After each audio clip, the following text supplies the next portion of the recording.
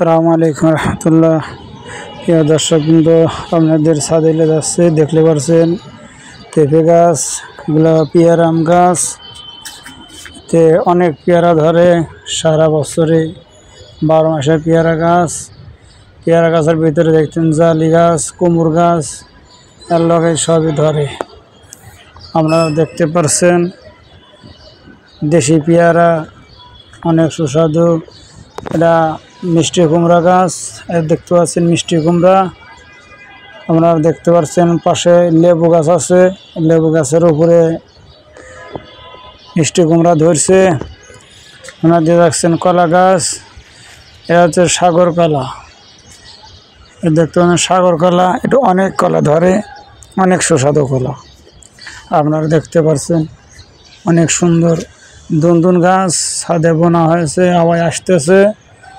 এতে অনেক ফুল ধরে এবং অনেক দুনদুন খাওয়া যায়, অনেক সুস্বাদু খাদ্য। 12 মাসই ধরে, 12 মাসে আবাদ করা যায়। এই টবের ভিতরে বোনা হয়েছে।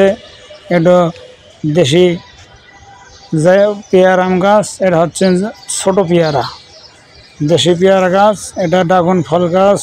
সবাইকে ভিডিওটা শেয়ার করতে পারবো।